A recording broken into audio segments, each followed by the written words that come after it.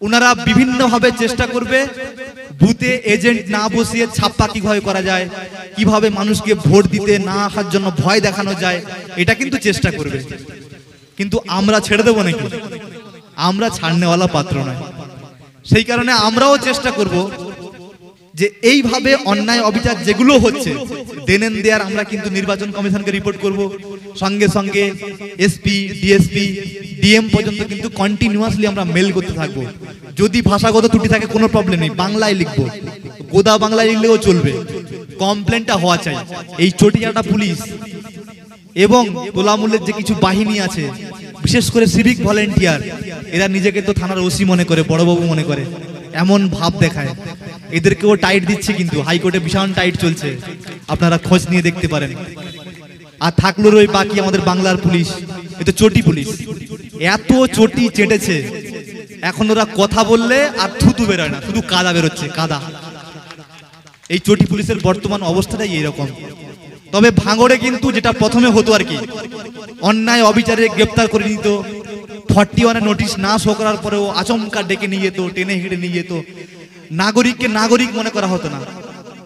একজন যে আমরা সাধারণ পাবলিক, আমাদের যে সাংবিধানিক একটা রাইট আছে, অধিকার আছে, সেই অধিকারকেও মান্যতা দেওয়া হতো না।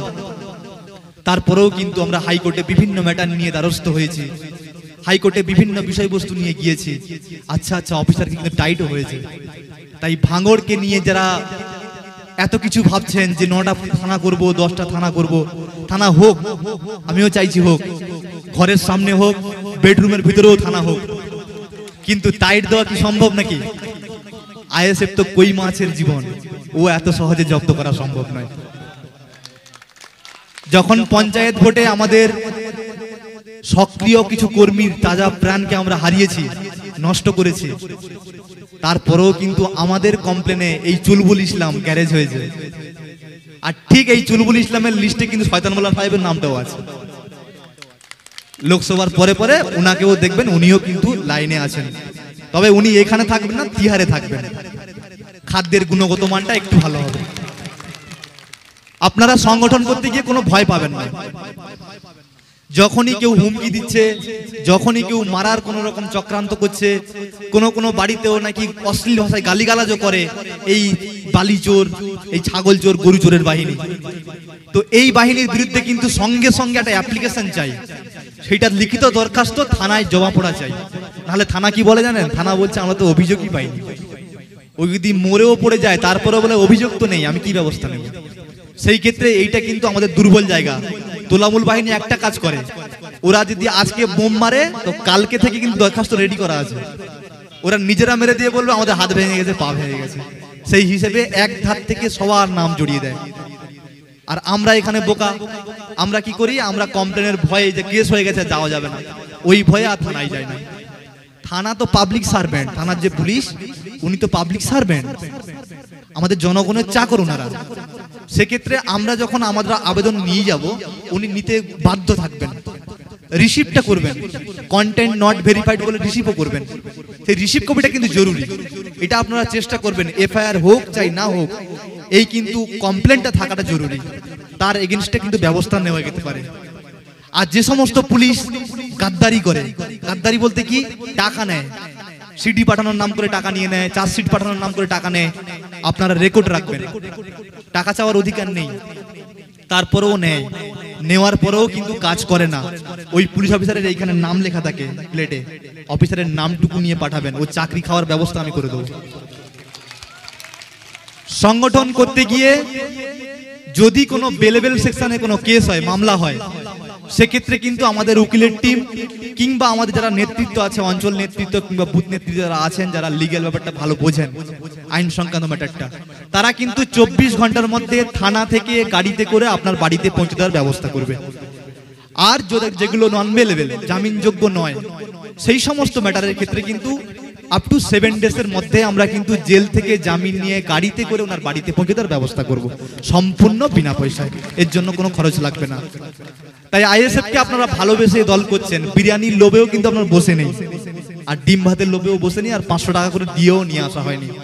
তার মানে এতটুকু ভালোবাসার প্রতিদান তো আমাদের দিতে হবে। তাই আইনি সার্ভিসটা আমরা চেষ্টা করব। আমি নিজেও একজন অ্যাডভোকেট, সেই সঙ্গে সঙ্গে আমার যে অ্যাডভোকেট টিম আছে, অর্থাৎ লোয়ার কোর্ট থেকে শুরু করে জজ কোর্ট, হাইকোর্ট, সুপ্রিম কোর্ট পর্যন্ত চ্যানেলটা আছে, এই চ্যানেলের সঙ্গে কিন্তু সমস্ত সুবিধা দেওয়ার জন্য সচেষ্ট থাকবো এবং প্রতিজ্ঞাবদ্ধ থাকবো। এটা কিন্তু দিয়ে যাব। সেই সঙ্গে সঙ্গে বলি, যাদবপুর লোকসভার কিন্তু বিভিন্ন কিছু ইস্যু আছে, বিভিন্ন সমস্যাও আছে। তার মধ্যে একটা মূল সমস্যা যেমন কি হসপিটাল ব্যবস্থা। বর্তমান যে সরকারি হসপিটালগুলো আছে, ওখানে যদি আমরা চিকিৎসার জন্য যাই, দেখতে পাবো হয় ষাঁড় শুয়ে আছে কিংবা ছাগল চড়ছে। কারণটা কি, পরিকাঠামোটা এত বাজে। আমরা যারা হসপিটালে যাই আমরা জানি তো 4টে থেকে 5টে ওষুধ থাকে খুব বেশি হলে। আপনার যদি জ্বর হয় সেও একই, আপনার যদি মাথায় যন্ত্রণা করে সেও একই, পেট ব্যথা করলেও একই, এবং কি ছুঁড়ে ছুঁড়ে দিচ্ছে, ছুঁড়ে ছুঁড়ে। মানে আপনার খাওয়ার দরকার পড়ে খাও, না হলে ফেলে দাও, এরকম একটা কন্ডিশন, মানে ঘৃণার যোগ্য, ছোড়ার যোগ্য, এরকম একটা কন্ডিশন তৈরি হয়ে যায়। সেই ক্ষেত্রে হসপিটালে যখন গেলেন, দেখবেন ডাক্তার হয়তো আছে, কিন্তু রুগী যে ভর্তি করবেন বা পেশেন্টকে যে রাখবেন, তার জন্য বেড নেই। আর যদিও বা বেড থাকে, তাহলে ডাক্তার নেই। তাহলে সেখানে কোথায় চিকিৎসা হবে? আর আমাদের তো সেই বালি চুরি আর সেই কয়লা চুরির টাকা তো নেই যেন নার্সিং হোমে ভর্তি করব। এই সামনে শুনছিলাম এটা কি লাভ হাউস নাকি হয়েছে, বিশাল বড় করে একটা ঘর বিল্ডিং করেছে। ভাবলাম হয়তো উনি খুব চাকরিজীবী কিনা, পরে শুনলাম যে উনি বালি চোর। না হলে কি করে করে? একজন মানুষ স্যালারি পেও করতে পারে না, আর উনি লাভ বিল্ডিং করছেন, লাভ হাউস করছেন, চারিদিকে লাভ চিহ্ন। কিন্তু আদবে ওনার মধ্যে ভালোবাসা আছে নাকি? শুধু ঘৃণা আর হিংসা, অন্য কিছু নেই। হ্যাঁ তো নাকি? মানছেন তো? ভয় পাচ্ছেন নাকি? ভয় পাচ্ছেন না তো? আমরা আইএসএফ, আমরা কাপুরুষ নয়, এটা মাথায় রাখতে হবে। কষ্ট হচ্ছে না তো?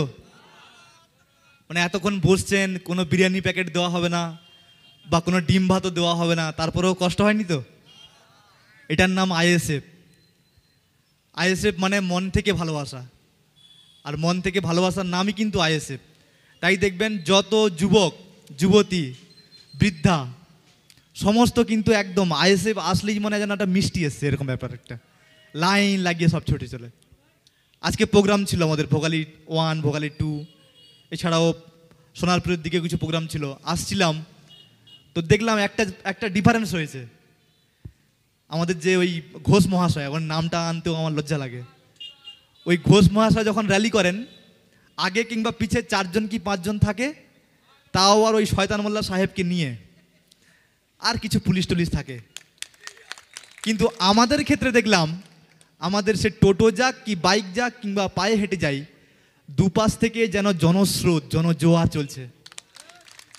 তো এটা থেকে আমি অনুমান করতে পেরেছি যে আর কিছু হোক না হোক, যাদবপুর লোকসভা থেকে আইএসএফ প্রার্থী দিল্লি যাচ্ছে, এটা পুরো কনফার্ম। এটা নিয়ে কোনো অনিশ্চয়তার জায়গা নেই। এলাকায় কিছু সমস্যা হচ্ছে, বিশেষ করে ভাঙড় তথা যাদবপুর লোকসভার বিভিন্ন বিধানসভায়।